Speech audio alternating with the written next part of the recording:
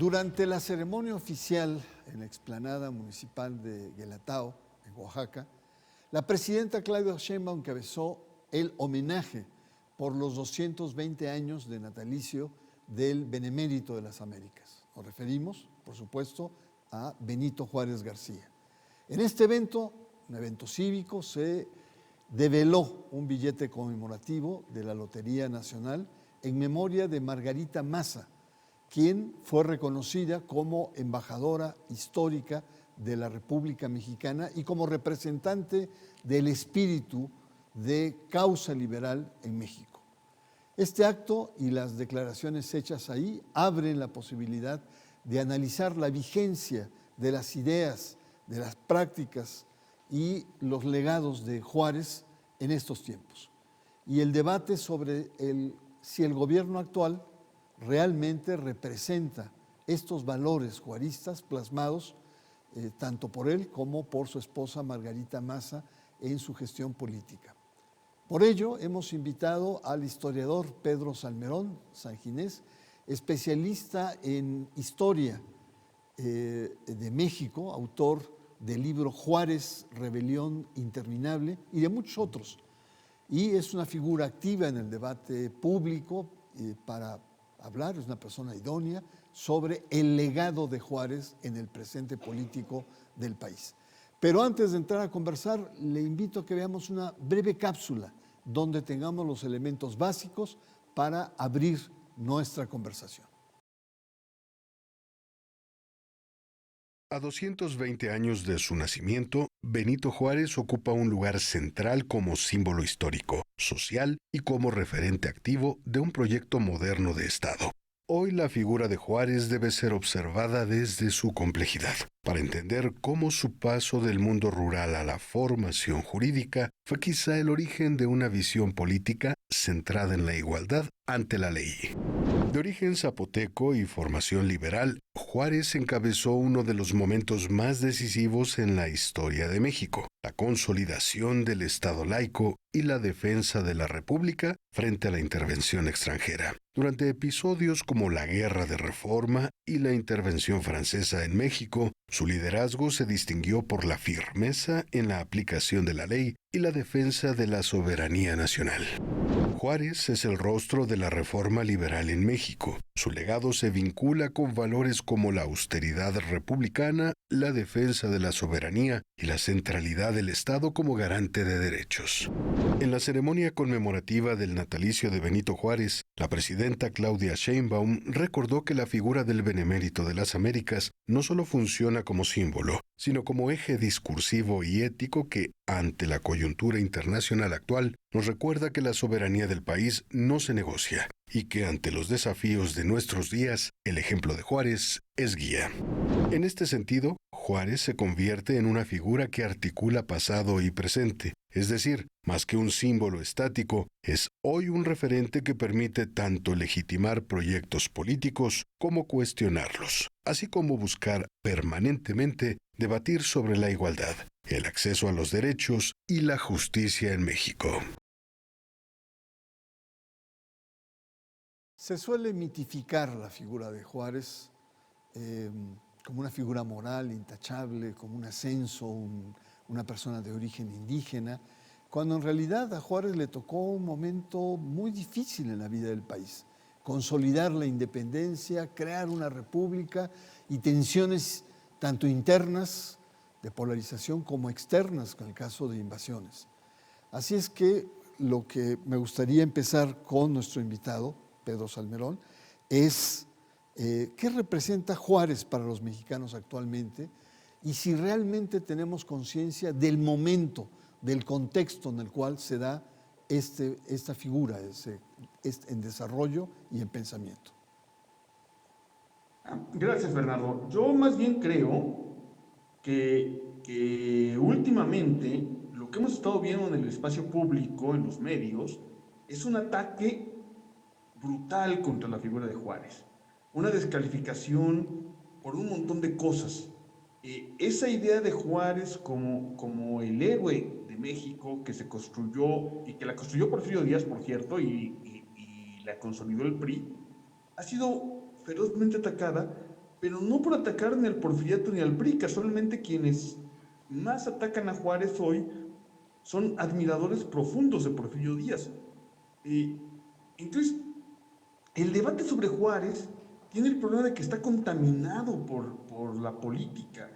Como diría Cosío Villegas, un gran historiador de hace más de medio siglo, el problema de las muchas biografías de Juárez es que en general tienen que ver más con quienes están discutiendo que con la figura de Juárez. Ahora bien, ¿qué es Juárez? Más allá de todos esos libros y de todas esas discusiones, y de que si nosotros sabemos que fue un liberal, que de alguna manera, por ejemplo, no obstaculizó el perjuicio a la comunidad indígena, Juárez y su generación, porque no fue Juárez solo, Juárez y su generación consolidaron la soberanía de México. Sin ellos, lo más probable es que México hubiera desaparecido como país. Es lo primero que debemos reconocer en Juárez y en la generación de Juárez, es eso. Sin ellos, este país no existiría. Oye, Pedro, Es el punto de partida. perdón que te interrumpa, pero me dejaste preocupado por estas objeciones.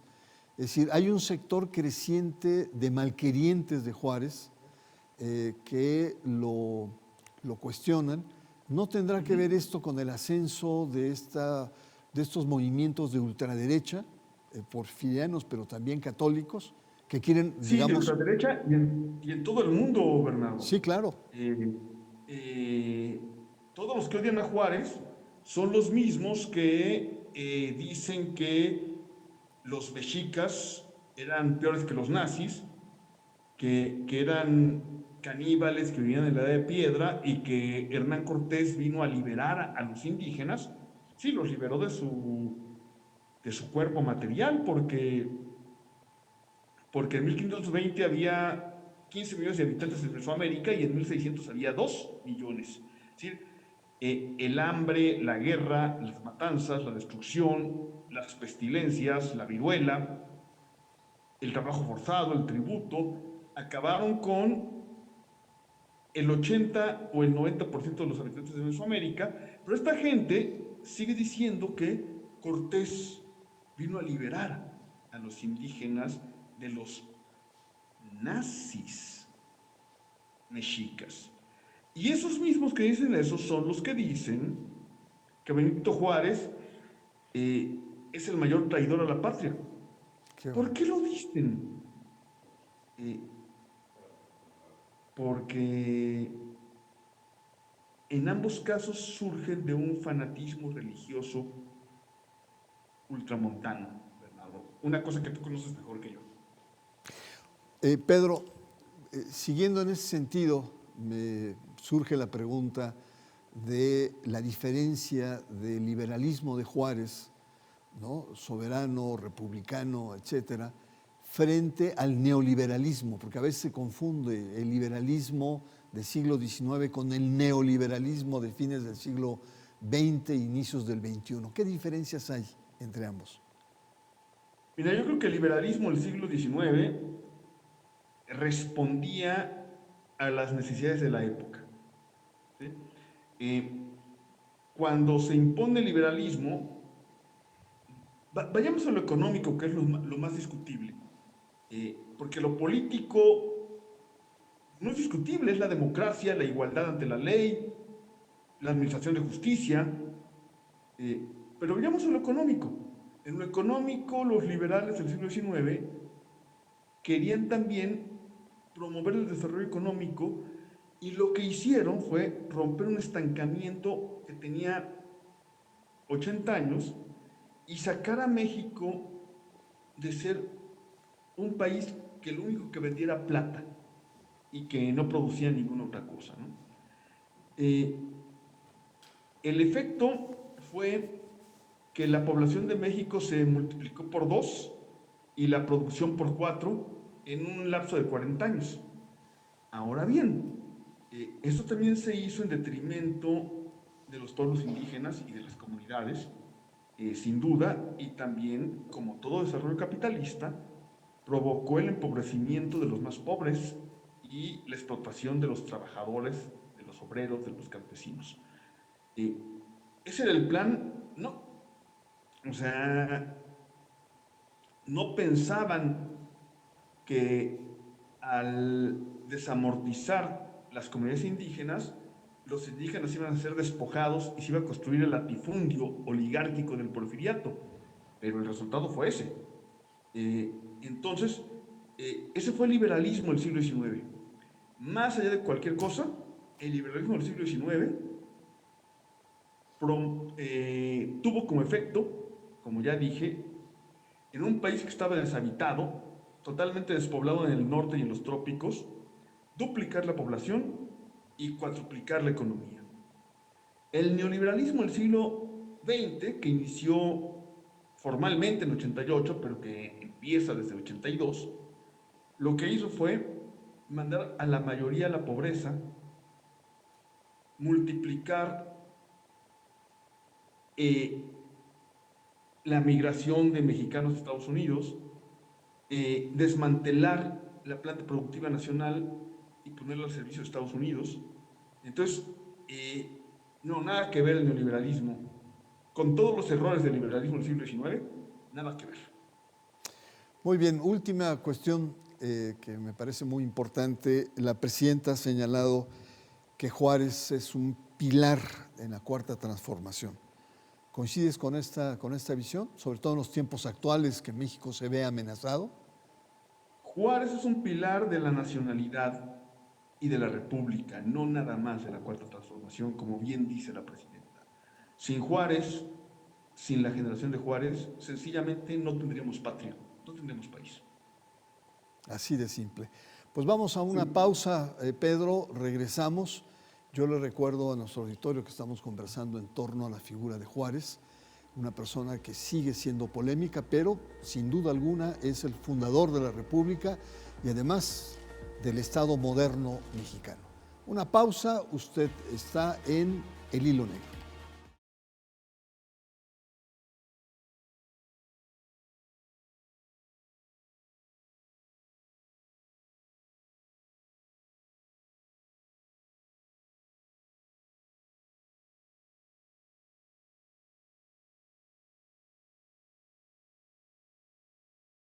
Gracias, esto es El Hilo Negro, estamos de vuelta y estamos conversando con el historiador Pedro Salmerón, especialista en la historia de México y, bueno, autor de un libro importante sobre Juárez y nos está dando sus puntos de vista. Hemos visto cómo la figura de Juárez está siendo golpeada por sectores, digamos, ultraconservadores, muchos de ellos católicos.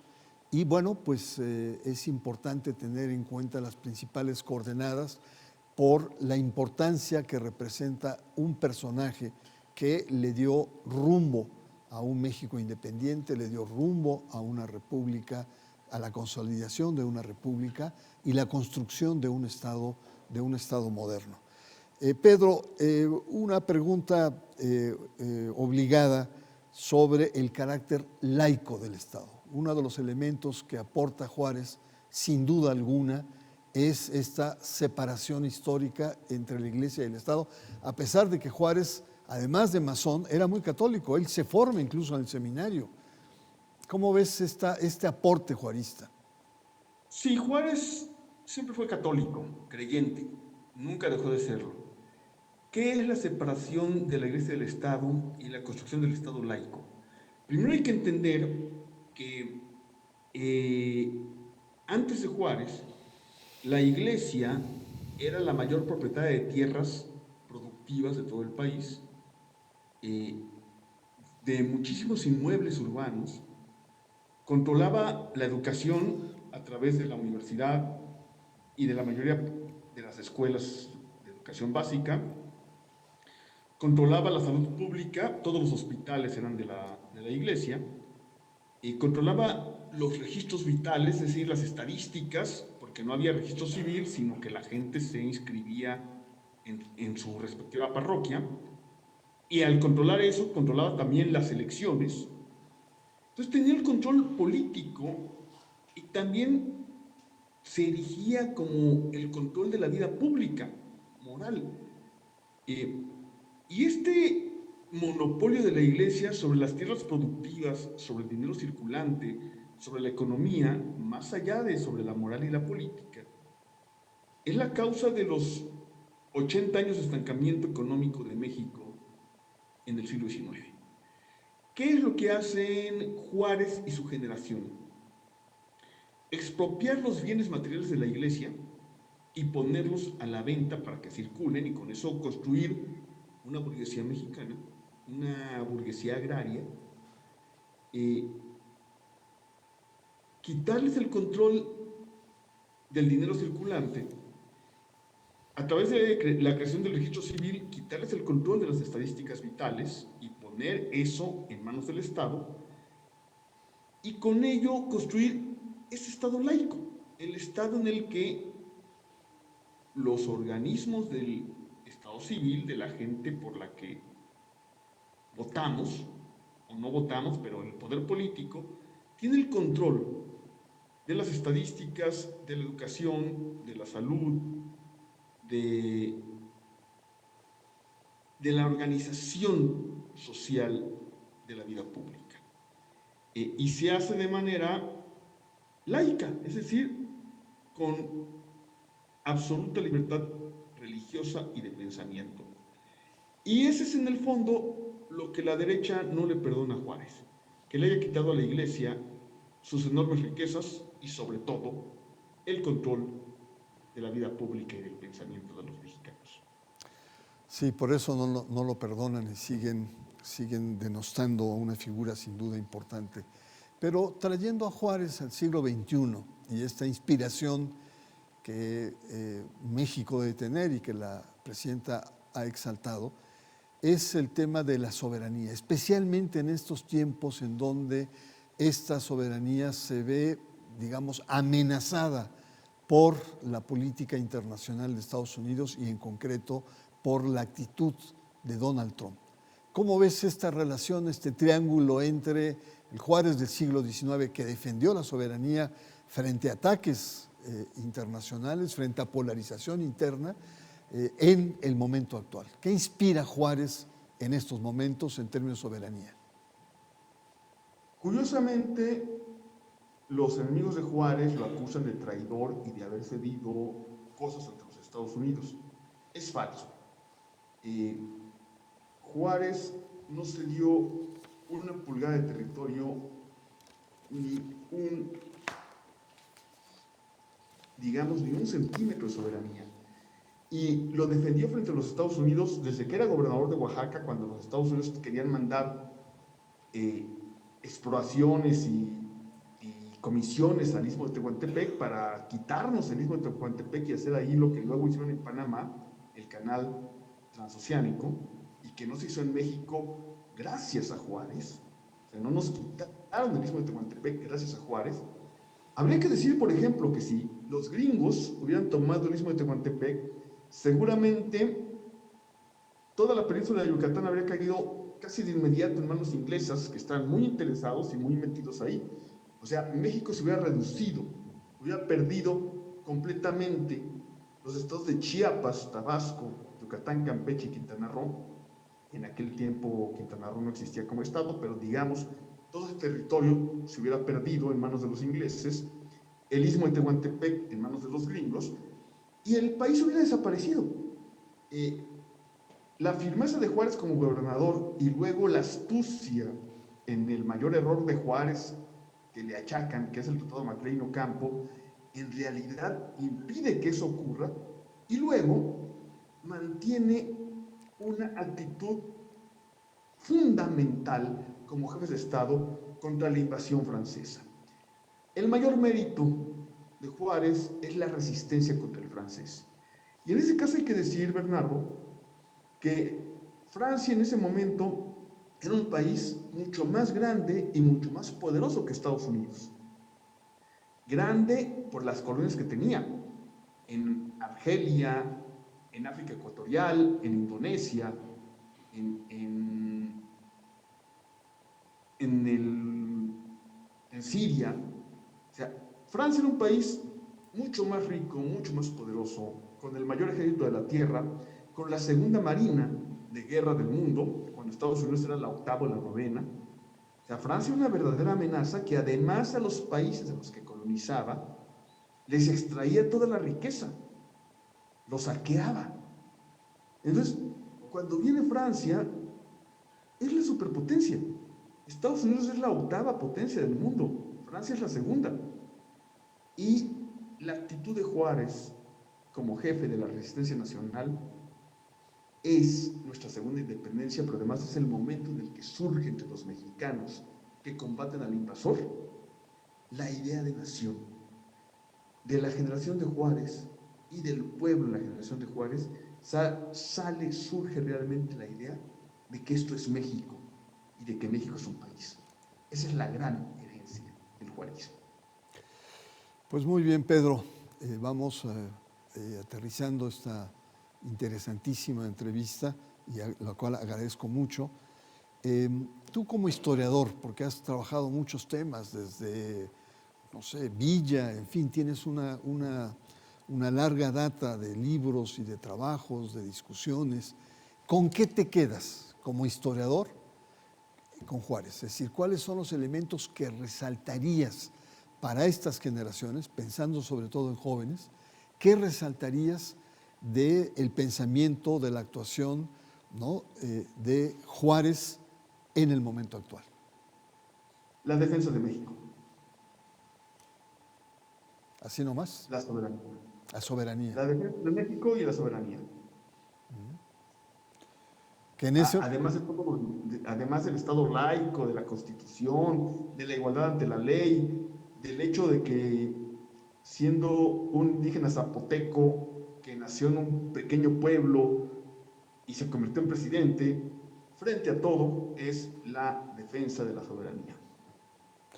Pues muy interesante, y sobre todo esto me hace reflexionar sobre la capacidad. Tú, recuerdo en tu libro señalabas que Juárez no era un sobredotado, era un hombre persistente, tenaz, y al mismo tiempo un estudioso que le permitió, digamos, y un poco de suerte también lo decías, el poderse ubicar. Pero ubiquémonos también, el racismo en México actualmente es muy duro. Veamos a muchos magistrados que le reprochan sus orígenes indígenas. Yo me imagino en el siglo XIX ser indígena y haber crecido como lo hizo Juárez, no es cualquier cosa, ¿no? La verdad. No lo es. Y el racismo era tan fuerte como el actual. Y Juárez tuvo que remontar ese racismo.